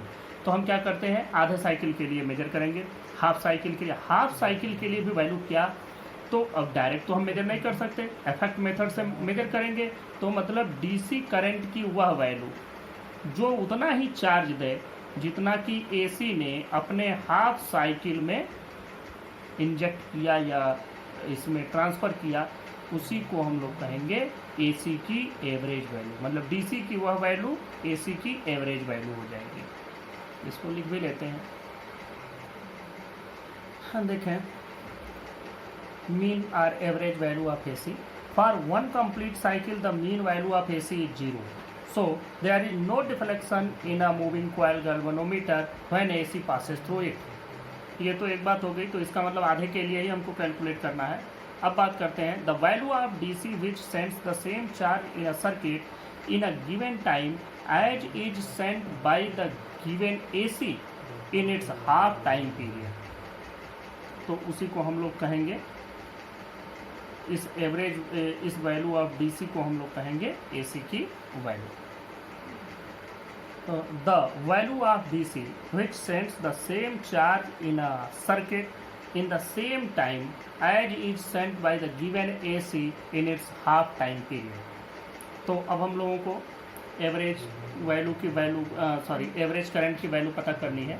इसको रिप्रेजेंट करते हैं आई ए वी से, या इसी को आई मीन भी कहते हैं, आई मीन या आई ए वी, कुछ लोग आई एम भी लिखते हैं। तो आप जो लिखना चाहें, I M R, I A V R, I mean, कुछ भी।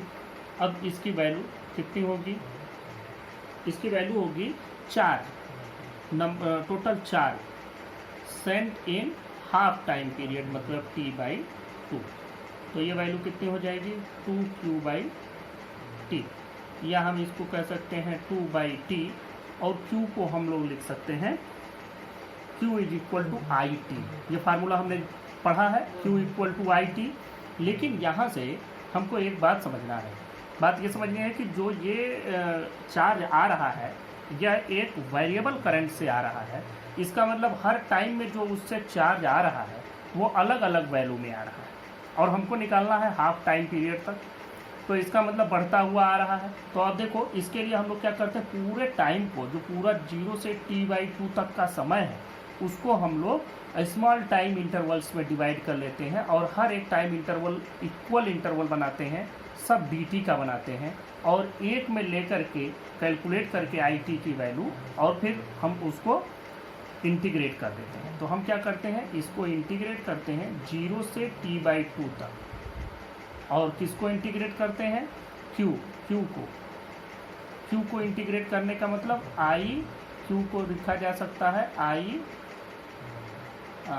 dt। हम Q = IT वाले फार्मूला से कैलकुलेट कर रहे हैं, तो Q को लिखा जा सकता है, या आप डायरेक्ट Q को ऐसे मान लो कि ये वेरिएबल आ रहा है, तो Q इसको लिख सकते हैं dq मतलब कि this is the variable quantity and we are taking the integral of this quantity and this is for small time dt। इसी को थोड़ा सा और हम लोग सही करते हैं, 2/T इंटीग्रेशन 0 to T/2, और इसी को हम लोग लिख लेंगे I dt। आई को हम लिख सकते हैं I naught sine omega t integrate 0 to t/2। I की जगह पर लिख सकते हैं I naught sine omega t d t. अब ये इंटीग्रेशन आपको करना है। अब देखो इस इंटीग्रेशन पर आते हैं। आई एवरेज की वैल्यू 2/t, इसमें से जब हमारे पास आई नॉट तो बाहर हो जाएगा, इसका तो इंटीग्रेशन होगा ही नहीं। ये साइन ओमेगा टी हमारे पास है, तो हम लोग अगर इसको डायरेक्ट इंटीग्रेट करेंगे तो देखो हमारे पास अगर साइन टी डी टी होता तो हो जाता माइनस कॉस टी, लेकिन हमारे पास क्या दिया गया है वैल्यू साइन ओमेगा टी, तो ओमेगा टी को हम थीटा मान लेते हैं।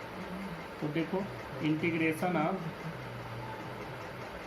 0 to t/2, ये वैल्यू हम ऐसे ही रखते हैं और इसको लिखते हैं साइन थीटा डी थीटा। कैसे लिखा है? Let omega t is equal to theta. अब देखो यहाँ से क्या आ जाएगा, omega d t is equal to d theta. तो यहाँ से डी टी की जगह पर क्या वैल्यू आएगी, d t is equal to 1/ओमेगा डी थीटा। तो यहाँ पर एक वैल्यू और आ जाएगी 1/ओमेगा, यहाँ लिख दो इंटू 1/ओमेगा, ये आपके समझ में आ जाना चाहिए। तो 1/ओमेगा। तो अब इसकी एवरेज वैल्यू कैलकुलेट करते हैं। आई ए वी देखो 2/t I naught by omega. अब integration of sine theta, sine theta की वैल्यू हो जाएगी माइनस कॉस थीटा, और ये जो आपका इसमें वैल्यू है ये 0 से t/2 हो जाएगा। वैसे अगर हम चाहें तो लिमिट भी बदल सकते हैं। अगर आप यहाँ पर t की जगह पर 0 रखेंगे तो थीटा 0 आएगा, और जब t की जगह पर t/2 रखोगे तो ये ओमेगा t/2 हो जाएगा। लेकिन हम यहाँ ओमेगा t अभी कर देते हैं तो वैल्यू कोई फ़र्क नहीं पड़ेगा, 2/2 into I naught by omega. अब इसको हम लिख लेते हैं माइनस कॉस ओमेगा टी और 0 to t/2। अब हमको वैल्यू को टप करनी है, रखते हैं इसको 2/t I naught by omega. यहाँ पर एक बार t/2 रखो तो माइनस कॉस ओमेगा को लिख सकते हैं 2π/t, और t की जगह पर आ गया आपका t/2 माइनस, और फिर माइनस कॉस 0 डिग्री, ये वैल्यू आएगी। देखो यहाँ से क्या आ जाएगा 2 I0 divided by T 2 omega, ये इतना तो हो गया। अब ये हो जाएगा t से t कैंसिल, 2 से 2 कैंसिल, तो माइनस कॉस पाई, और कॉस पाई की वैल्यू होती है कॉस पाई, कॉस 180 डिग्री की वैल्यू होती है 1, तो ये हो जाएगा -1, और ये वैल्यू हो जाएगी -1। कॉस पाई की वैल्यू होती है -1, तो इसका मतलब यहाँ से ये जो आपको वैल्यू मिलेगी ये मिलेगी माइनस इंटू -1, ये इसकी वैल्यू हो गई कॉस पाई की। अब वैल्यू रखते हैं प्लस, ये कॉस 0 डिग्री की वैल्यू होती है 1, तो ये दोनों जुड़ जाएंगे। दोनों जुड़ करके क्या होंगे, I A V is equal to हो जाएगा 2I0 बाई टी ओमेगा।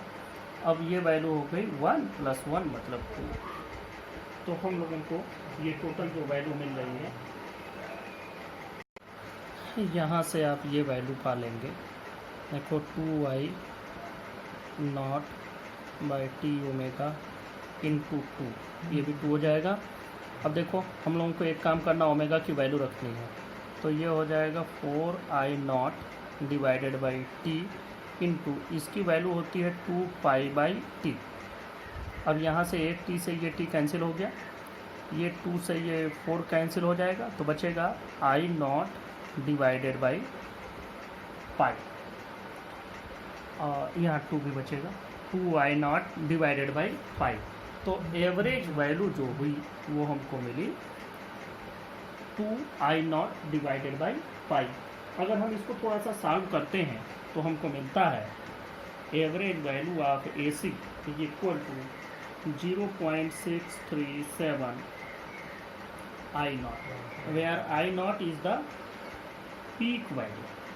तो हम लोग ये भी कह सकते हैं कि जो एवरेज वैल्यू होती है वो पीक वैल्यू का 63.7% होती है या 0.637 टाइम्स होती है पीक वैल्यू का।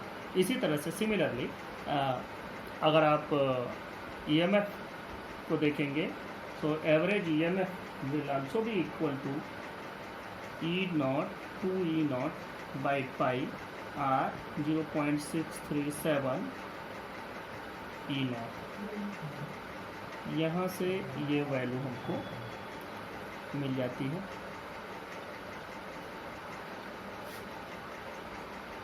यहाँ हम लिख भी सकते हैं कि mean value is equal to mean या average value is equal to 63.7% of peak value. ये भी आप लिख सकते हैं, याद रखने के लिए आपको याद भी रहेगा कि जो पीक वैल्यू आती है जो एवरेज वैल्यू आती है पीक वैल्यू की 63.7% होती है। नेक्स्ट टॉपिक पर बात करते हैं root mean square, RMS or virtual or effective value of AC। देखो ये AC की वही वैल्यू है जो हम लोग मेजर करते हैं। अब बात करते हैं ये क्या होता है। जो हमने इफेक्ट मेथड बताया वही है कि हमने DC दिया कुछ देर तक और कितना हीट प्रोड्यूस हुआ। अब AC दिए और अगर AC ने भी उतना ही हीट प्रोड्यूस किया तो समझो AC की वैल्यू उस DC के बराबर है। हम लोग AC को इसी तरीके से मेजर करते हैं। और मान लो AC दिया, पहले AC दिया और देखा कि इससे इतना जूल का हीट प्रोड्यूस हो रहा है। अब हम DC दे करके देखें कि कितने DC से उतने ही जूल का हीट प्रोड्यूस हो रहा है। जितने DC से उतने देर में उतने जूल का हीट प्रोड्यूस हो वो DC उस AC के बराबर हो जाएगा। तो इस तरीके से हम लोग मेजर करते हैं। देखो इसकी वैल्यू क्या है, the value of DC which produced the same heating effect in a given resistor as is produced by given AC when passed for the same time. एक ही टाइम के लिए दोनों को पास किया गया तो कितनी DC ने उतना ही इफेक्ट प्रोड्यूस किया जितना कि AC ने किया। तो DC की उसी वैल्यू को हम AC का RMS वैल्यू कहेंगे। तो अब हम लोग इस RMS वैल्यू को कैलकुलेट करते हैं। RMS वैल्यू क्या होती है, देखो root mean square value. Root mean square value को ऐसे समझो कि पहले हम वैल्यू को स्क्वायर कर डालते हैं, सभी वैल्यू को स्क्वायर कर देते हैं, फिर सबका मीन ले लेते हैं। मतलब जितने होते हैं उनको जोड़ के उतने से डिवाइड कर दे। 5 वैल्यू है, पाँचों का स्क्वायर कर दिया, जोड़ दिया, फिर 5 से डिवाइड कर दिया तो स्क्वायर मीन निकल गया।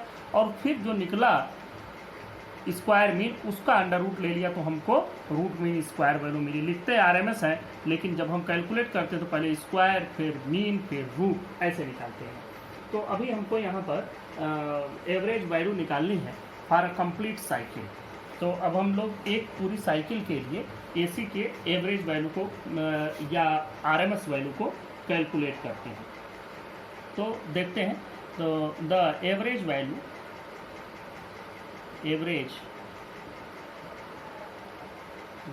Of I square, average value of I square over a complete cycle.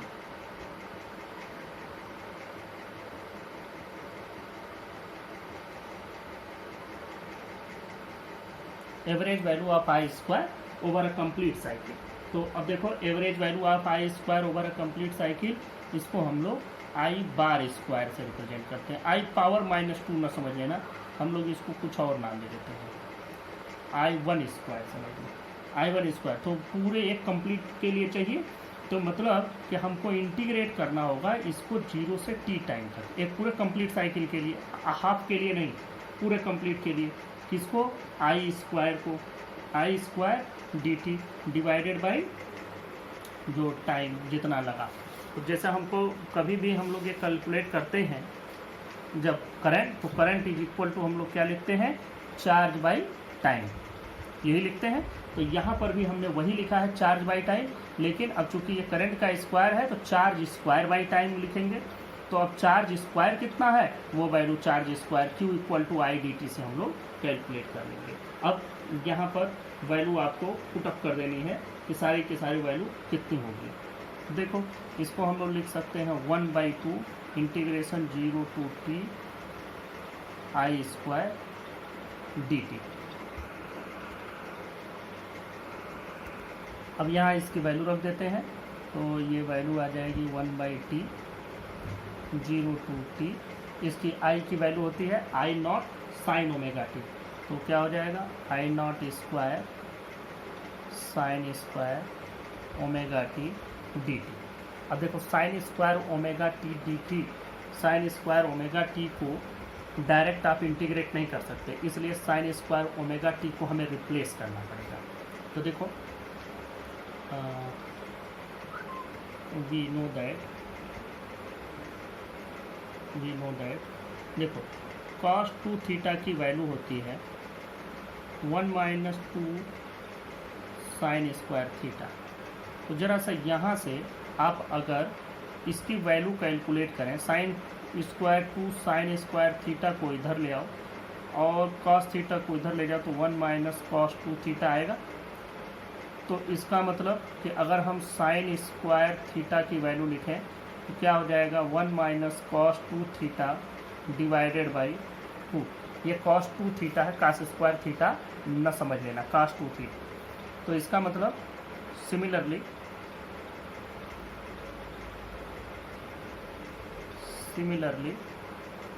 Put sine square omega t is equal to 1 - cos 2 omega t divided by 2। अब ये हम लोग जो वैल्यू निकाल रहे थे, देखो I1 स्क्वायर की वैल्यू 1/t, इसी की वैल्यू रखने जा रहे हैं। अब इंटीग्रेशन 0 to t, कहाँ से कहाँ तक 0 to t। अब इस पूरी साइन स्क्वायर ओमेगा टी की जगह पर हमको ये वैल्यू रखनी है, तो आई नॉट स्क्वायर तो हम बाहर कर देते हैं, ये तो बाहर हो जाएगा। फिर यहाँ जो बच रहा है उसको लिखो 1 - साइन स्क्वायर ओमेगा टी की जगह cos 2 omega t divided by 2 D t. अब ये देखें इसमें जो चीज़ें बाहर आ रही हैं उन्हें बाहर कर देते हैं। यहाँ पर 2 बाहर आ जाएगा, I naught square divided by 2t, इतना बाहर हो गया। अब अंदर बच गया integration of 0 to t 1 - cos 2 omega t d t. अब देखो I naught square by 2t, अब ये integration 0 to t single d t, क्योंकि डी टी इससे मल्टीप्लाई हुआ, minus integration 0 to t cos 2 omega t d t. अब ये दो इंटीग्रेशन आपको कर देने हैं, दोनों इंटीग्रेशन हम लोग करते जाते हैं।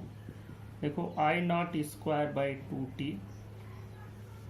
ये इसकी वैल्यू हो जाएगी t, इसकी इसकी वैल्यू हो जाएगी dt है, सिंपल वैल्यू हो जाएगी t, कहाँ से 0 से t तक, माइनस जब cos 2 omega t d T को आप इंटीग्रेट करेंगे तो अगर cos थीटा डी थीटा होता तब तो आसानी से रख देते हैं, लेकिन इसमें 2 ओमेगा भी लगा हुआ है, तो इसका मतलब 2 ओमेगा डिवीजन में चला जाएगा।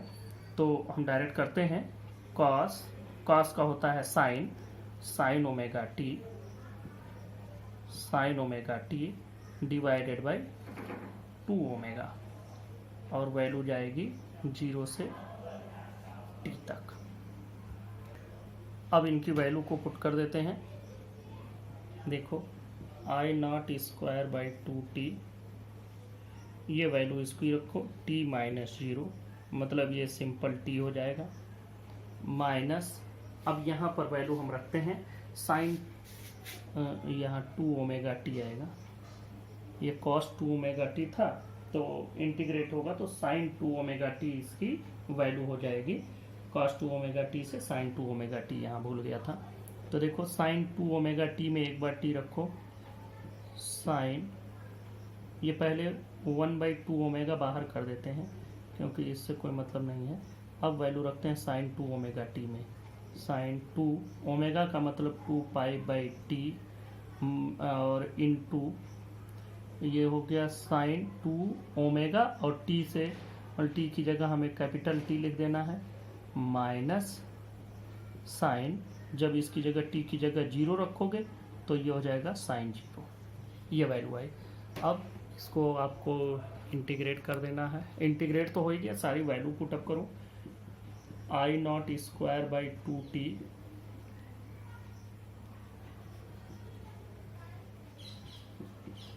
यहाँ देखो, यहाँ वैल्यू हो जाएगी t माइनस ये वैल्यू आप रखें 1/2 ओमेगा, और फिर इसकी वैल्यू को रखो, ये 2 से 2, ये t से t कैंसिल हो जाएगा, क्या बचा sin 4π और माइनस sin 0 की वैल्यू 0। तो आपको मालूम है sin 0 की वैल्यू 0 होती है, फिर sin पाई की वैल्यू भी 0 होती है, 2π की वैल्यू 0 होती है, फिर 4π की वैल्यू 0 होती है, तो ये पूरी की पूरी वैल्यू 0 हो जाएगी। तो यह अगर 0 हो गया तो पूरा 0 से मल्टीप्लाई करेंगे तो भी 0 होगा, तो हम फिर से पूरा लिखते हैं I0²/2t। देखो यहाँ पर वैल्यू t है, माइनस 1/2 ओमेगा इंटू ये 0 माइनस 0, मतलब पूरा 0। अब ये 0 हम कर देंगे, अब हो जाएगा I0²/2t इंटू टी, और ये बाकी पूरा 0 हो गया। तो अब देखो यहाँ से t से t भी कैंसिल हो जाएगा, क्या बचेगा I0²/2। अब ये जो हमने कैलकुलेट किया है, ये एवरेज लिया है I² का, मतलब मीन ऑफ I² हमको मिला है। आप यहाँ से देखें, एवरेज ऑफ I² हमने निकाला है। अच्छा, तो ये मीन I² हो गया। अब हमें मीन का रूट चाहिए, मीन स्क्वायर का हमको रूट चाहिए, तो रूट वैल्यू कैसे कैलकुलेट करेंगे उसके लिए भी देखें। अब हम लोग इसको कैलकुलेट करने की कोशिश करते हैं। IRMS की वैल्यू क्या होगी, देखो IRMS is equal to root, ये हमने जो कैलकुलेट किया है इसको हमने नाम दिया था I1²। I bar square generally लिखते हैं, लेकिन बार लिखने पर -2 न समझें आप लोग, इसलिए हमने इसको ये कर दिया था I1²। फिर रूट I0²/2, और ये वैल्यू कितनी आएगी I0/√2, ये IRMS की वैल्यू आई। यहाँ से आप वैल्यू इसी को लिख सकते हैं, IRMS एम्प्लाइज, यहीं से लिख दो IRMS is equal to I0/√2, this is the value of IRMS। We can simply write it IRMS, जब 1/√2 से डिवाइड करते हैं तो हमको वैल्यू मिलती है 0.707 I0, तो ये वैल्यू मिल गई। Similarly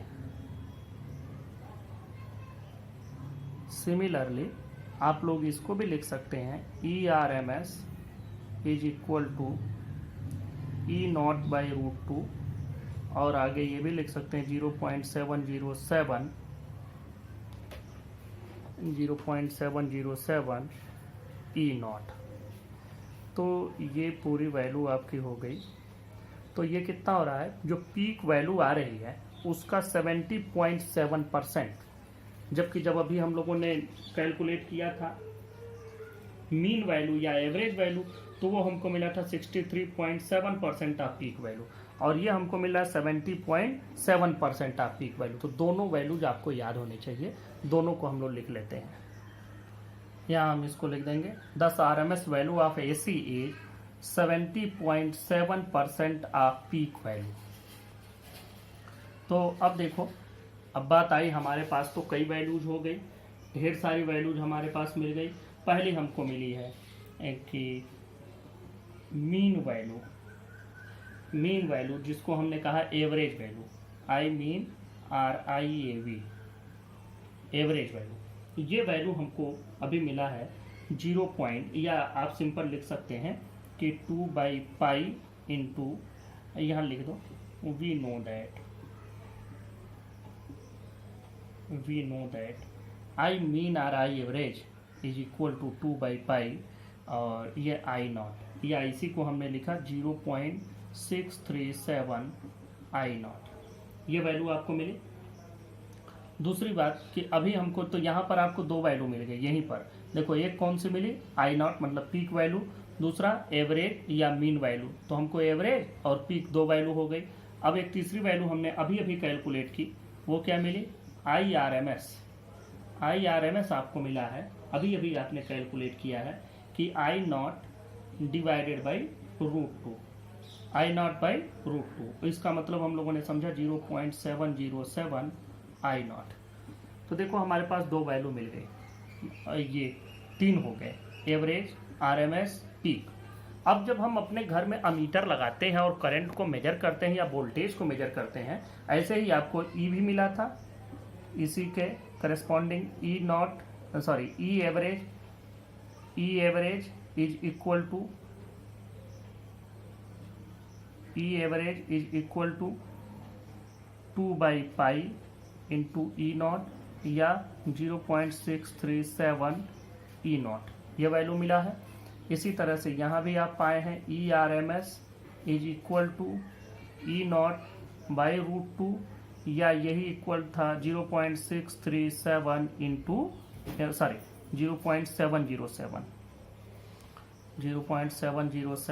E0। तो एक बार समझा दूं कि हमारे पास 3 वैल्यूज मिले, वोल्टेज के, करंट के, दोनों के 3 वैल्यू मिल रहे हैं, एक पीक वैल्यू, एक एवरेज वैल्यू, एक RMS वैल्यू। हम अपने घरों में जब भी मेजर करते हैं वोल्टेज को तो हमको क्या मिलता है, मैं आपको एक बार बता दूं, इस चीज़ को अच्छे से समझ लेना, बार बार समझ लेना कि जब भी हम मेजर करते हैं घरों में अपने, तो हमको जो वैल्यू मिलती है वो होती है RMS।